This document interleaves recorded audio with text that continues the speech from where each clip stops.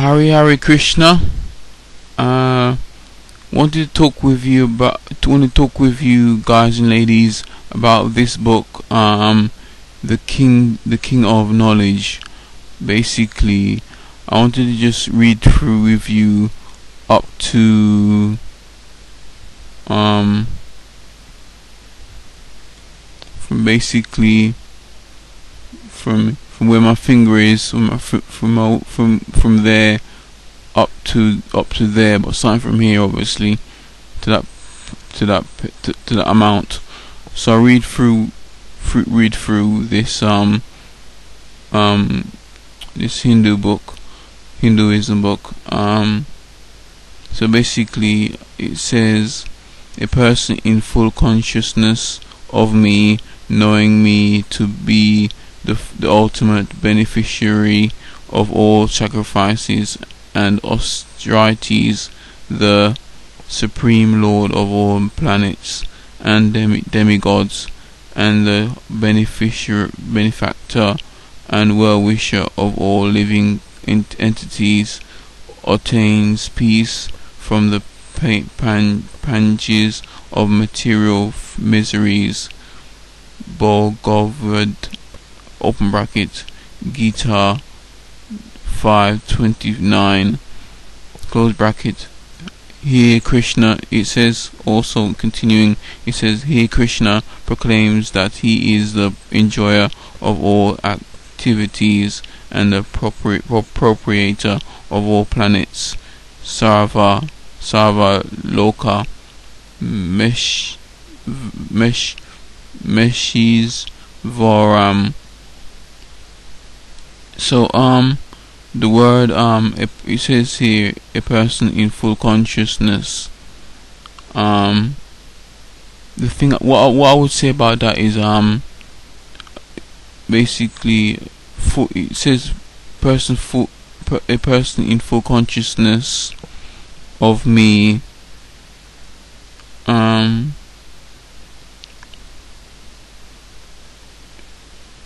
mean,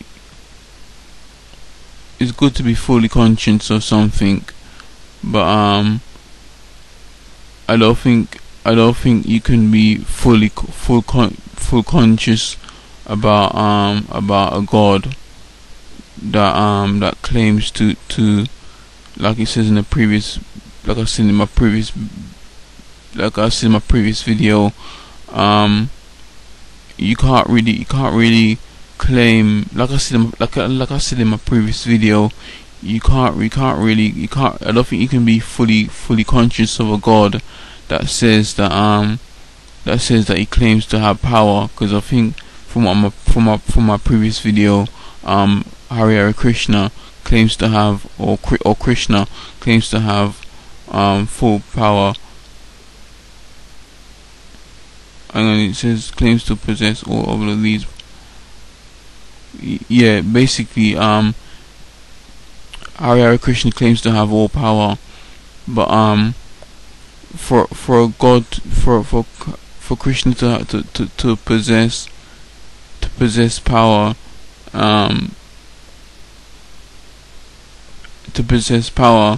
we can't. I'm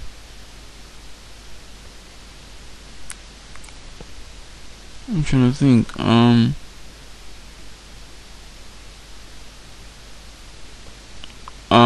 For basically, where it says a person in full consciousness of me, does it mean that you can be out of conscience, out of Krishna, where it says a person is in full conscious of me, knowing me to be the ultimate beneficiary of all sacrifices? Beneficiary.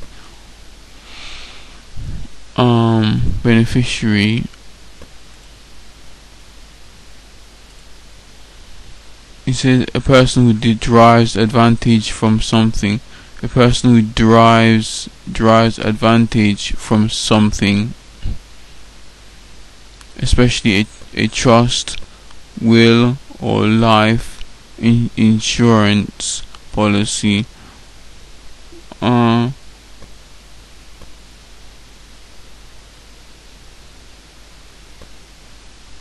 derives.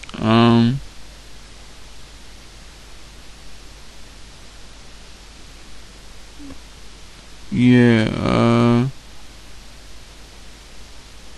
I'm trying to think. I would, for Christian to be the full beneficiary of conscious, uh to know that Hari, to know Krishna as is the full beneficiary. I would have to have proof. I need written. I would need written proof and documents saying that he's a full beneficiary of the human race. I will need documentary evidence. It's like what I've said. It's like what I've said in my previous video. I would need documentary evidence. And it says beneficiary of all sacrifices and austerities. Sacrifices. I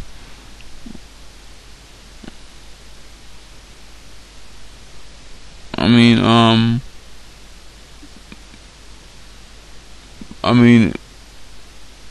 if I sacrifice myself, what would I get? What would I gain from that? Where it says in the the book, in the knowledge book, it says, knowing me to be the ultimate beneficiary of all sacrifices and austerities. Sacrifices. What benefit am I going to be getting if I have sacrifices towards Krishna? I'm wondering what kind of benefits would I be getting.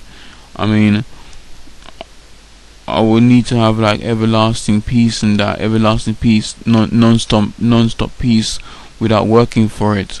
That's what I'm really keen on, because when somebody works for something, puts all the effort into something to work for, they want to like get the lasting benefits of it without having to constantly work for it and continue to work for it.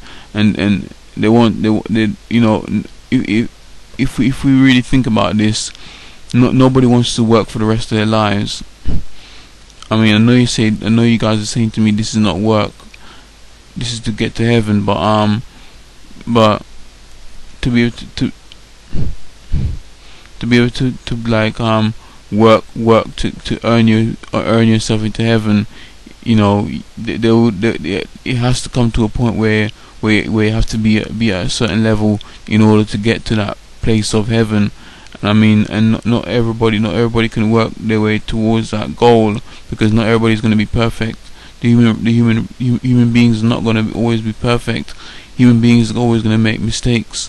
That's the problem I have with that, with the sacrifices.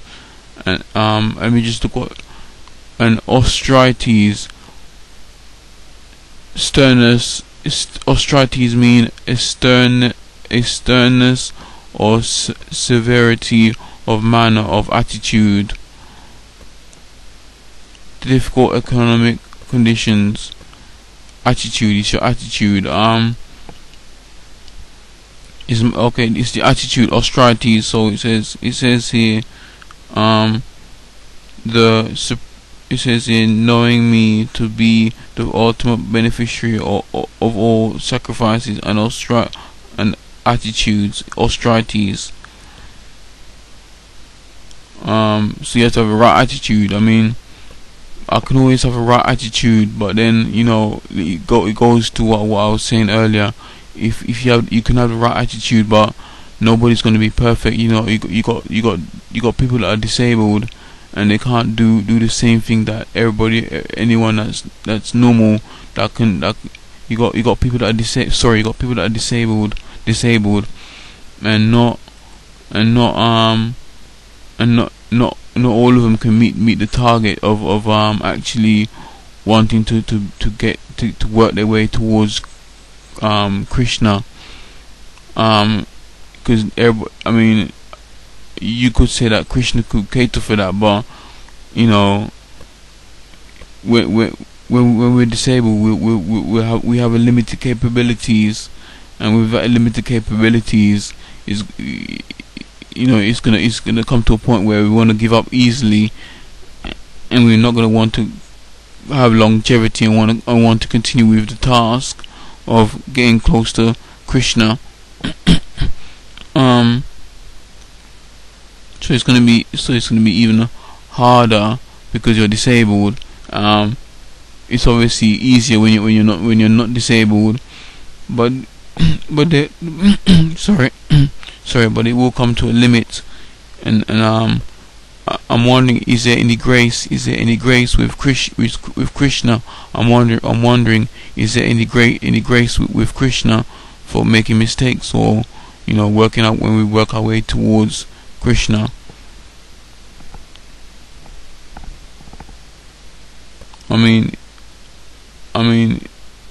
there has to be grace. There has to be grace as well. If there has to be grace as well. If Krishna claims to have all these powers, I mean, if there is grace in Krishna, he has to prove it to me. If it's true, there also needs to be documentary evidence saying that as well. There needs to be written proof, and showing that that Krishna can heal and do all these great and wonderful things. I'll go on now. Where are we? Astrates, the Supreme Lord of all planets and demigods. So it says the Supreme Lord of all planets and demigods. Right, let me look at demigods. A being, it says, a being with partial or lesser divine status. Supreme Lord of all planets and demigods. To me, it sounds like there's more than one God in I actually thought that Krishna was just the one God. You got demigods and you got different. It seems like because demigods means demigods or demigod means a being with partial or lesser divine status, such as a minor deity, the offspring of a god, or an immortal raised to divine rank. I mean,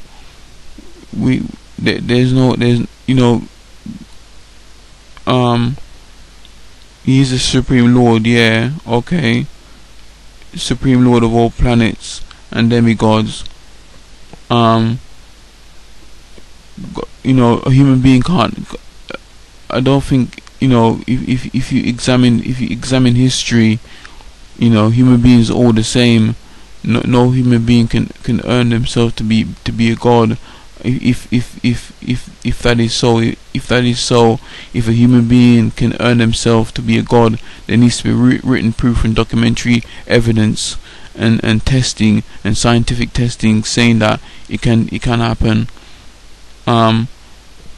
Also it says the Supreme Lord of all planets.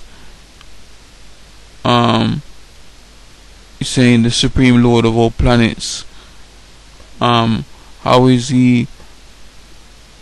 Yeah, Supreme Lord of all planets. There's as far as scientists can find, there's only been one planet really, and that's planet Earth, and that's the only planet that human beings inhabit.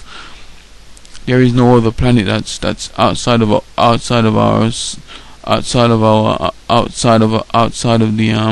Earth that other beings inhabit. So where it says here the Supreme Lord of all planets and demigods, I mean, it's saying there's more than one planet, but there isn't really any more than one planet.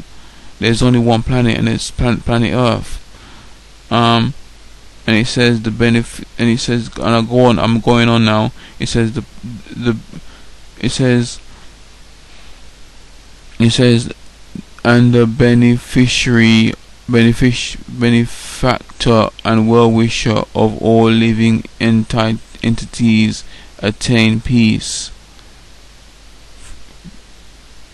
from the pange of material miseries. Basically, pange is a sudden sharp pain or painful emotion. That's what pange means. Basically it's trying to say that we are attached to our material possessions. That's what it's basically saying when it says pange of material miseries. And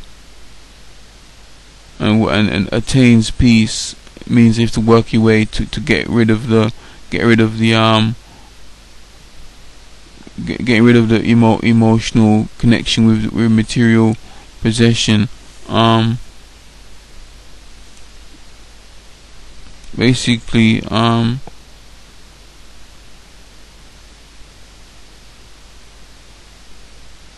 pange material miseries. I mean, there isn't really, because it says what it says here. It says pange. It says sudden. The meaning of pange is sudden, sharp pain or painful emotion. I mean, and it says in this book, knowledge attains peace from pange, attains peace from the panges of material miseries. You can't attain peace from material. You can't obtain peace from material possessions or material miseries. You can't really attain peace from that. I mean, I need documentary evidence to say that. I know it goes on to say I know Krishna explains himself, and the book explains itself of what it means, but I'm just analyzing the whole thing gradually. So I'll go on now. It says here Krishna proclaims, like I've just said anyway. It says here Krishna proclaims that he is the enjoyer of all activities and the proprietor of all planets. So it says in here Krishna proclaims that he is the enjoyer of all activities and proprietor of all planets, owner of the business. Proprietor means owner of the business or a holder of property. I need documentary evidence again. Like I said, I need valid proof saying that Krishna says that he owns all of these things. It says here Krishna proclaims that he is the enjoyer of all activities and the proprietor of all planets.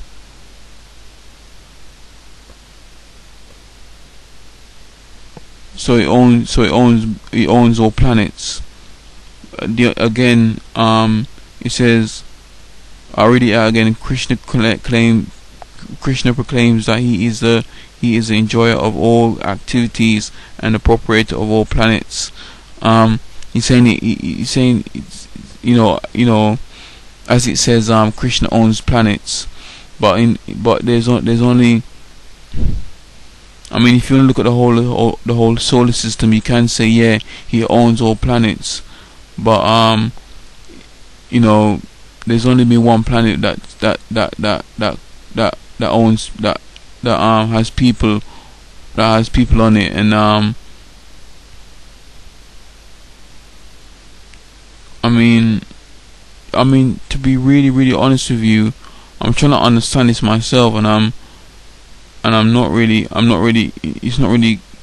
doesn't really add up, really. It doesn't really add up, because you know, to be owner of the planets, you got to be like, you got to for him to proclaim that he's the owner of the planets, he's got to know how everything works, and you know, he's got to know everything before anybody else can think about it. That's, I mean, if I look at the word pro,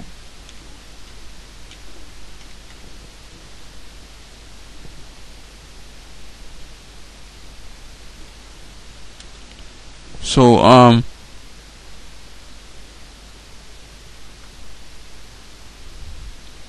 because basically it says the word proclaim,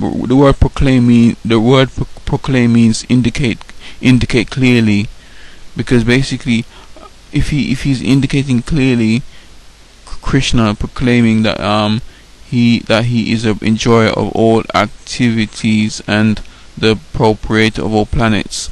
Again, I really seriously need documentary evidence. I need proper written proof, scientific proof, you know, outside of our solar system, all sorts. I really need documentary evidence to prove these things for Krishna to prove these things to me, to say that he is God, or whichever one, I'm not sure now, but he needs to prove to me that, or he or she needs to prove to me, I think it's a he anyway, but he has to prove to me that he is God, and you know, that way I can say, yeah, this is a genuine religion. But I don't, you know, it doesn't add up. It doesn't add up from this video and my previous video. It doesn't really add up. It doesn't really connect together. It's not united. It's not united. I mean, that's all I have to say. That's all I have to read about on this book, on the knowledge. But like I was saying, it doesn't add up. It doesn't come together really. Hang on just a minute.